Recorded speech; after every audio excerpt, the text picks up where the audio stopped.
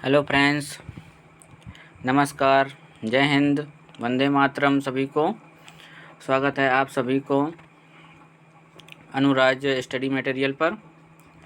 तो आज की ये क्लास यानी क्रिया, हिंदी में आपको क्या सिखाएंगे आज? क्रिया क्या चीज़ होती है, तो देखते हैं हिंदी में क्रिया क्या चीज़ होती है। ठीक है, तो क्रिया किसे बोला जाता है, क्रिया का अर्थ क्या होता है, कितने प्रकार की होती है, कैसे होती है, वो सभी अब आपको बताएंगे। ठीक है, तो देखो क्रिया का अर्थ क्या होता है। क्रिया का अर्थ होता है काम, यानी आप क्या काम कर रहे हैं वो क्रिया में बताया जाता है। ठीक, क्रिया का अर्थ क्या होता है? काम। सबसे ज़्यादा इम्पोर्टेंट है। तो क्रिया का क्या होता है? क्रिया का अर्थ होता है काम।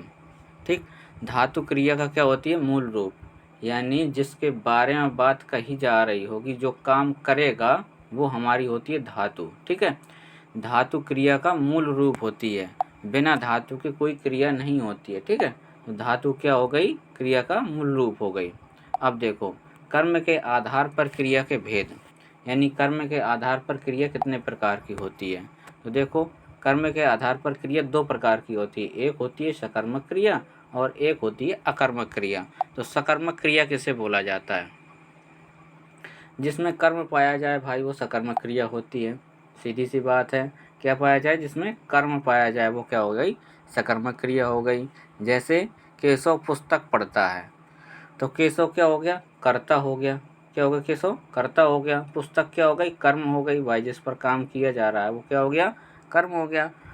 और पढ़ता है तो कर क्या रहा है? पढ़ रहा है, तो वो हो गई क्रिया। ठीक, यदि आप इसमें क्वेश्चन करेंगे कि क्या कर रहा है, तो क्या का जब क्वेश्चन आप करेंगे तो आपको उत्तर मिलेगा कि पढ़ रहा है। ठीक, जब जवाब मिलेगा पढ़ रहा है, क्या कर रहा है, क्या का जब क्वेश्चन करेंगे तो आपको पता चल जाएगा कि इसमें क्रिया कौन सी है। ठीक है, तो उससे आप पता लगा सकते हैं। ठीक, आगे देखो अब अकर्मक क्रिया क्या होती है। अकर्मक क्रिया देखो भाई, यानी जिसमें कर्म नहीं पाया जाता है वो कर्मक क्रिया होती है। इसका उल्टा कर दो, सकर्मक उल्टा अकर्मक। ठीक, यानी जिसमें कर्म ना पाया जाए वो अकर्मक क्रिया हो गई। यानी राधा हंसती है तो राधा हो गई कर्ता और हंसती है वो हो गई क्रिया। अब इसमें कर्म है ही नहीं। ठीक, तो क्या हो गया? जिसमें कर्म नहीं पाया जाता वो क्या हो गया? अकर्मक क्रिया कहलाएगी। अब नोट देख लो, अकर्मक क्रिया और कहाँ कहाँ हो सकती हैं। यानी जो क्रिया स्वाभाविक रूप से होती हैं, जो क्रिया स्वाभाविक रूप से होती हैं, जो बिना बताए की जाती हैं। ठीक, जो मन की गति से होती हैं वो होती हैं अकर्मक क्रियाएं। स्वाभाविक रूप से जिनको हम चाह कर भी नहीं करते हैं और वो हो जाती हैं, तो वो क्या होती हैं? अकर्मक क्रियाएं होती हैं। ठीक है, बाकी सब जितनी बची वो सब हो गई सकर्मक क्रियाएं, यानी जो स्वाभाविक होंगी वो हो गई अकर्मक क्रियाएं और जो उसके बाद बची हो गई सभी सकर्मक क्रियाएं। जैसे पक्षी आकाश में उड़ता है तो क्या हो गया? अकर्मक क्रिया, यानी उसका वो स्वभाव है। क्या है? उसका स्वभाव है उड़ना। जैसे मनुष्य धरती पर चलता है तो उसका भाई स्वभाव है, वो उड़ नहीं सकता तो इसलिए वो धरती पर चलता है। और ये पक्षी क्या है? पक्षी आकाश में उड़ता है तो भाई वो चल नहीं सकता, ज़्यादा चल नहीं सकता, इसकी वजह से क्या है? वो उड़ता है, तो उसका स्वाभाविक है, वो उड़ना स्वाभाविक ही है, तो वो क्या हो गया? वो अकर्मक क्रिया हो गई। सकर्मक क्रिया के भी दो भेद होते हैं। कौन कौन से? एक होती है एक कर्मक और एक होती है द्विकर्मक। एक कर्मक का मतलब होता है जिसमें एक ही कर्म होगा और द्विकर्मक का मतलब होता है जिसमें दो कर्म होंगे। तो देखो भाई एक कर्मक कैसे होती है। जैसे राम पुस्तक पढ़ता है तो इसमें कितने हैं? ये देखो, ये कर्म कितना है? एक है। क्या है? पुस्तक। सिर्फ एक कर्म दिखाई देगा आपको, वो भी क्या है? निर्जीव है। निर्जीव सजीव कुछ भी आ सकता है, लेकिन एक ही कर्म दिखाई देगा। अब द्विकर्मक में देखो, द्विकर्मक में कितने होंगे? दो होंगे। यानी माँ बच्चे को दूध पिलाती है तो बच्चा एक हो गया, दूध दो हो गया। ठीक है, अब आप कह रहे होंगे कि माँ और बच्चा, तो ये दोनों सजीव हो गए, इसकी वजह से इसमें एक ही गिना जाएगा। ठीक है, दूध ये हो गया निर्जीव। ठीक, जो निर्जीव होती है वो होती है गौण। ठीक, सॉरी प्रधान होती है। जो निर्जीव होती है वो क्या होती है? प्रधान होती है। यानी प्रधान होती है निर्जीव वाली, निर्जीव होती है प्रधान। और जो सजीव होता है वो होता है गौण। क्या होता है? गौण कर्म होता है। ठीक है, आगे देखो, जैसे बोला क्या है? भिखारी को भिक्षा दो, तो भिखारी क्या है इसमें? भिखारी तो सजीव है। ठीक, भिक्षा निर्जीव है, तो ठीक है। यदि भिखारी वर होता तो इसमें एक कर्मक हो जाती, भिखारी को भिक्षा दो तो इसमें भिखारी एक हो गया और भिक्षा दो हो गए तो ये हो गई दो कर्मक, ठीक है। भिक्षा मीन्स दान। आगे देखो, संरक्षण या बनावट के आधार पर क्रिया के भेद। संरक्षण और बनावट के आधार पर क्रिया के कितने भेद होते हैं तो देख लेते हैं। क्रिया सपना है, बाकी सब अपना है। तो क्रिया सपना है तो सपना में क्या क्या है, सा, प और न। सा से कितनी बनी, सा से बनी सहायक, समान, सहायक, सजाती और संयुक्त। पा से बनी पूर्वकालिक और प्रेरणार्थक। ना से बनी नाम धातु। कितनी हो गई, 1 2 3 4 5 6 7, ठीक है। और आ से बनी अनुक्रणात्मक, ठीक है। तो कितनी हो गई, 8 हो गई, ठीक है। यहाँ पर ये एच भी इसलिए लिख दिया गया है क्योंकि इसका मतलब होता है हेल्पिंग वर्ब। हेल्पिंग वर्ब को ही सहायक क्रिया बोला जाता है, ठीक। आगे देखो, सहायक क्रिया।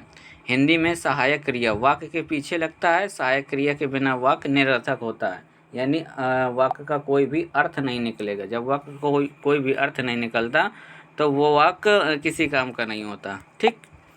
आगे देखो, जैसे राधा पढ़ती है तो इसमें राधा क्या है इसका, ये देखो क्या कर रही है, पढ़ रही है। ये कितनी है, एक कर्मक है क्योंकि इसमें एक ही कर्म किया जा रहा है, ठीक है।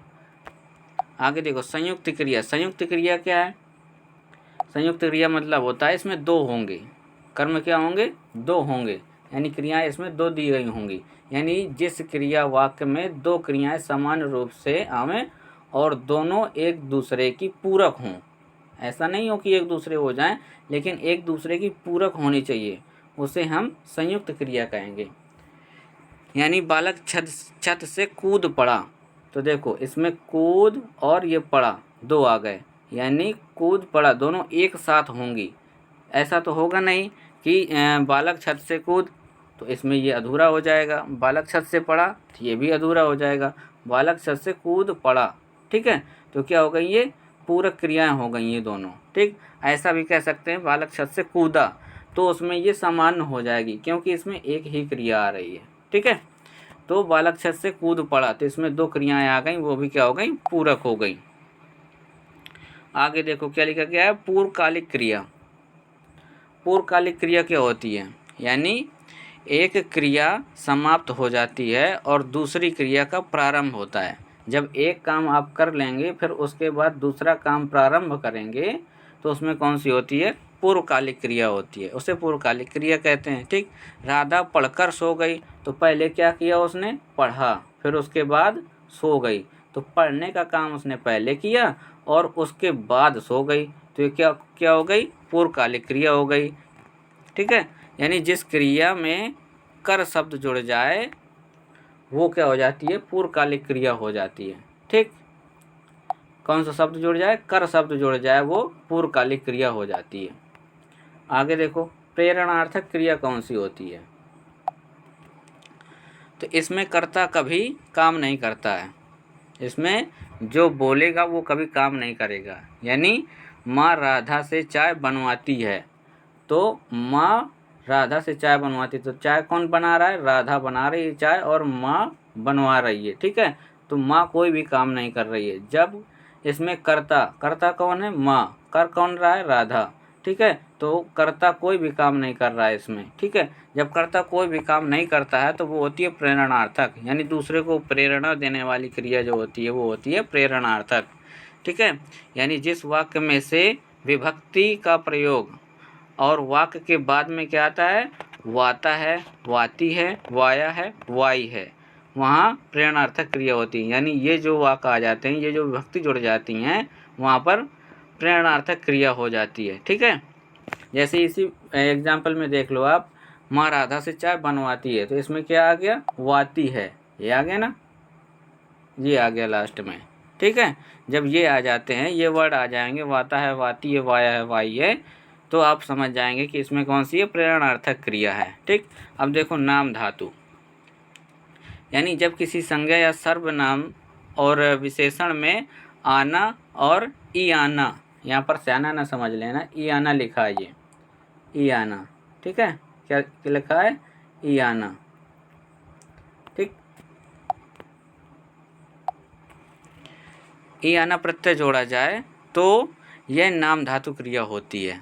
क्या होती है? नाम धातु क्रिया। यानी ये जो वर्ड आ जाएंगे उसमें तो क्या हो जाएगी? ये नाम धातु क्रिया हो जाएगी। अब देख लो लास्ट में क्या है? अनुक्रमणात्मक क्रिया। यानी बगीचे में मधुमक्खियाँ भिन भिना रही हैं। यदि ये वाले वर्ड आ जाते हैं भिन भिना, यानी भिन से बना भिन भिनाना, टन से बना टन टनाना, हिन से बना हिन हिनाना, ये जो वर्ड आ जाते हैं तो ये कौन सी होती है? अनुक्रमणात्मक क्रिया। यानी एक वर्ण से दूसरा वर्ण जब बनता है और उसमें बड़ा न लग जाता है तो उसमें बन जाती है अनुक्रमणात्मक क्रिया। ठीक है, तो ये आपकी आज की क्लास रही। इसमें आपको जो कुछ भी समझ में ना आया हो तो आप कमेंट बॉक्स में कमेंट करिए। यदि आप नए हो चैनल में तो चैनल को सब्सक्राइब करिए और शेयर अवश्य करिए। धन्यवाद।